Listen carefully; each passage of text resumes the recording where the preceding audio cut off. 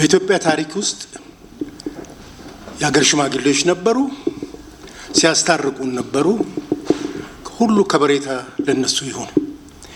ይሄ ግን ብሔራዊ ናሽናል ዳያሎጉ በኢትዮጵያ ታሪክ ውስጥ ለመጀመሪያ ጊዜ ነው እንዲደረግ ተፈቅዶ እናንተም ለፍታችሁ ጥራችሁ ያንን አዋጅ በማውጣታችሁ ሪሊ በታሪክ የምትታወሱ ሰዎች ናቸው። ያ በከፍተኛ ጥንቃቄ ተሰርቶ የቀረበው አዋጅ ውሽልሽል በሆነ አጀንዳና ዳያሎግ ቢጠናቀቅ ተወቃሽነት ሁላችንም ተወቃሾች ነን። ይህንን የምልበት ምንድነው ስሙ አንዳንድ አገሮች አሉ። አሁን ግብጽ ማካሄዳ ነበር፣ በ3 ቀን ነው የጨረሰችው። ሌሎቹ ማካሄዳቸው ነበር፣ በ3 ሳምንት ምናምን ነው የጨረሱት። የኛ ግን ኢንክሉሲቭ ነው። ገበሬው፣ የገበሬው ሚስት፣ ከብት አርቢው ሁሉም ሀሳቡን እንዲያካትት ችግሩን እንዲነግር እነሱም ደግሞ በተስፋ የሚጠብቁት ከወደቀብን ችግር ይሄ ፕሮግራም ይሄ ዳያሎግ ያወጣናል በማለት ነው። ይሄ ሁሉ እጀባና ይሄ ሁሉ እልልታ በየቦታው የሚሰማው። ይሄንን በእንደዚህ አይነት ሁኔታ የተቋቋመውን ነገር በመቻኮል ፍሬቢስ እንዳናደርገው። ፍሬቢስ ያደረግነው እንደሆነ ደግሞ ሁላችንም ኮሚሽኑ አባላት አይደለም፣ ፓርላማው፣ የጠቅላይ ሚኒስትሩ ቢሮ፣ አስፈጻሚ አካላት ሁሉ የሚወቀሱበት ጉዳይ ነው።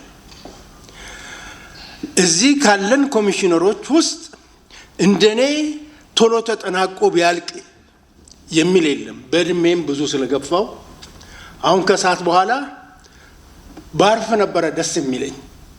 ነገር ግን ምዬ ቃል ገብቼ ይሄ ነገር እስከሚፈጸም ድረስ ሞት ብቻ ነው የሚገላግለኝ፣ ከዚህ ፕሮሰስ አልወጣም ብዬ ነው እስካሁንም እንትን ያልኩት።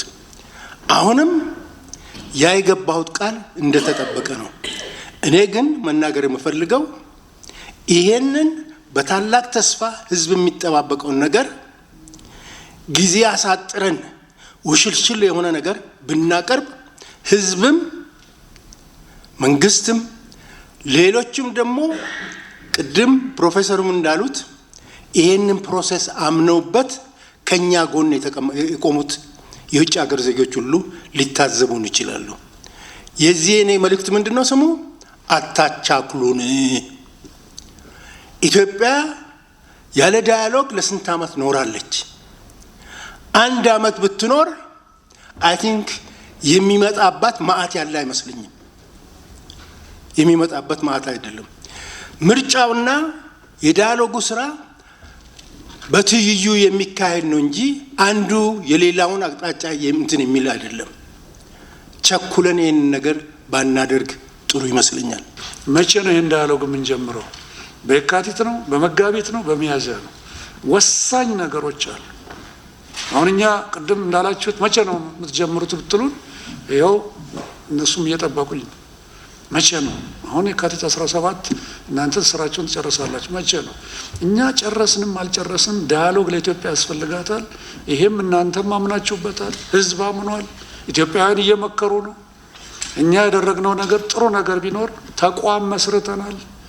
ስለዚህ ዘገየ ኖረ መስፍን ኖረ ወይ መሐሙድ ኖረ አይደለም ጥያቄው። ይሄ ዳያሎግ ሂደት ያስፈልገናል። ስለዚህ ቀጣይ የሆነ ተቋም መስርተናል እና ይሄንን ተቋም እንዴት አድርገን ነው አጠናክረን መሄድ ያለበት የሚለው በጣም ወሳኝ ነው።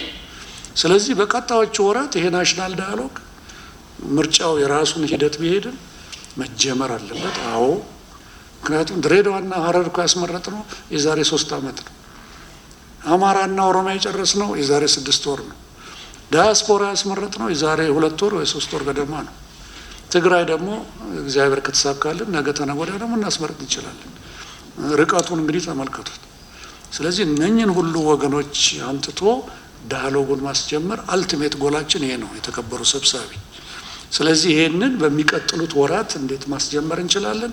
የእናንተ ከፍተኛ እገዛ ያስፈልገናል። በእኛ በኩል ምንም እንደተባለው ዳተኝነት የለም ከእንቅልፍ ማጣት በስተቀር። ስለዚህ ይሄንን እናድርግ ከተባለ መቼ ነው የሚያልቀው ሳይሆን ተጀምሮ ቅርብ ይሄ ፈረንጆች ሎው ሃንጊንግ ፍሩትስ የሚሏቸው አሉ። ዛፍ አለ፣ ፍሬዎች አሉ፣ ላይ ያሉ የበሰሉ ፍሬዎች አሉ።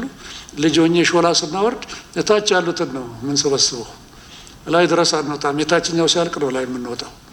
ስለዚህ በዚህ ሂደት ውስጥ ሊጠቅሙን የሚችሉ እጅግ ደግሞ ውስብስብ የሆኑትንም እንዳካሄዳችን የምንሄድበት የዳያሎግ ሂደት ይኖራል።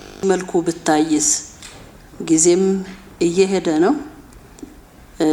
እኔ የሀገራዊ ምክክር ኮሚሽነሮች ዋጋን የከፈላችሁት ታሪክም እየሰራችሁ ነው። ባለፈውም ጊዜ ስላልበቃ አንዴ ተራዝሟል። አሁንም ጊዜው እየሄደ ነው። ብዙ ስራዎች ተሰርቷል። አሁን ወደ መጨረሻ መጣችኋል።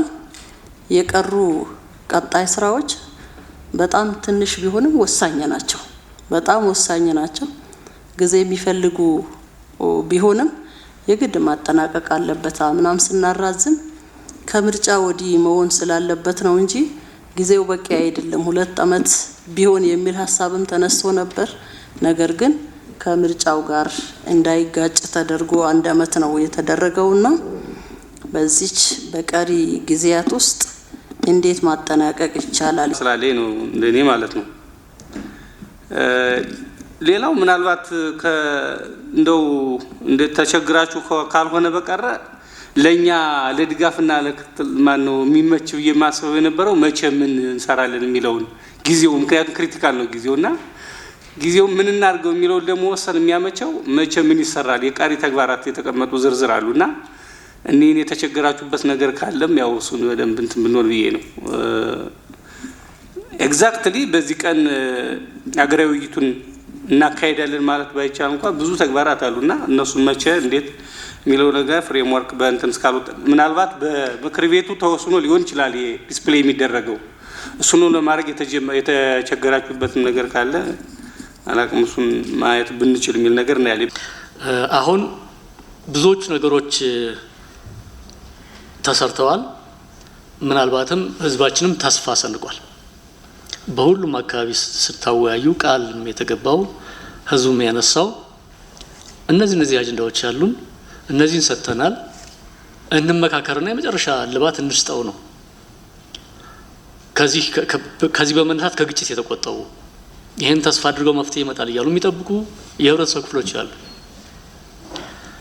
አሁን እንግዲህ ፈተናው የሚሆነው እንዴት አድርገን እንቋጨው፣ ይህን የህዝቡን ተስፋ መቋጫ እናብጅለት ወይስ ደግሞ እያራዘምን መልሰን ወደ ግጭት እንውሰደው የሚለው ጋር ነው። በእርግጥ ነው እውነት ነው አጀንዳዎች በጣም በርካታ ናቸው። ቅድም በአሃዝ ስንሰማው በጣም ያስደነግጣል። ግን ሄደው ደግሞ ቢጨመቁ ትንሽ ናቸው። አውዱ የሚገለጽበት አውድ ሊለያይ ይችላል እንጂ የማያግባቡ ነገሮች በደንብ ስናነጥራቸው ያን ያህል እንትን አይደሉም እና እነዚህ አጀንዳዎች በርካታ መሆናቸው ሂደቱን በጣም ውስብስብ በመሆኑ ምክንያት የፈጀው ጊዜ መፍጀት ያለበት ነው፣ ሪዝነብሊ መወሰድ ያለበት ጊዜ ነው። ይሁን እንጂ አሁን እንግዲህ ደግሞ ፊት ለፊታችን የቀረውን ስራ ሪዝነብሊ መመዘን አለብን። ስራውን ላለፉት 4 አመታት መርተን አይተነዋል። ቀሪ ስራዎች አሉን። በምን ያህል ጊዜ እንጨርሳለን የሚለውን ቀደም ፕሮፌሰርም እንዳሉት ክቡር ኮሚሽነሮችም እንዳሉት ተነጋግሮ አንድ የሆነ ነገር ማስቀመጥ የሚገባ ይመስለኛል። ተስፋ የጣለው ህዝብ በመዘግየቱ ምክንያት ተስፋው እንዳይሟጠጥ ከዘገየ እኮ የሚኖረውን ነገር መገመት ነው ጥሩ የሚሆነው። ተስፋ ከቆረጠ እኛ ያለን ተስፋ ይሄ ነበር፣ ይሄ ወደ ግብ ካልደረሰ ብሎ ሌላ አይነት ነገር እንዲያማትር እንዳናረገው በቁርጠኝነት እንደጀመርነው ሁሉ በቁርጠኝነት መጨረስ ያለብን ይመስለኛል። እና እስካሁን የደከማችሁት በተለይም ጊዜያችሁን ደግሞ የወሰደባችሁ ያንገላታችሁ ነገር ገብቶናል። ያም ሆኖ አሁንም ተስፋ አንቆርጥም፣ አሁንም ድል እንሰጣለን፣ አሁንም ውይይት እናረጋለን፣ ምክክር እናረጋለን ነው እና ይሄ እንደተጠበቀ ሆኖ ነገር ግን ደግሞ ጉዳዩ እንዲህ አይነት ዴድሎክ ውስጥ እንዳይገባ የሌሎች ሀገሮች መስቀለኛ መንገድ ላይ የቀረው ብዙ ይኬድና የሆነ ቋጠሮ ይፈጠራል፣ መፍታት ያቅታል፣ ፌል ያደርጋል። ፌል ያደረጉ ሀገሮች እሱን ነው የሚሰጡ። ፌል እንዳያደርግ የሌለው የ93 ፐርሰንት ህዝብ ፍላጎት መና እንዳይቀር አግባብተን የሰባቱን ፐርሰንት ፍላጎት ማካተት ካልተካተተ ደግሞ በሂደት ማካተት ይቻላል። አማራጮች አሉ። ሜቶዶሎጂያችን በጣም ብዙ እድል የሚሰጥ ነው።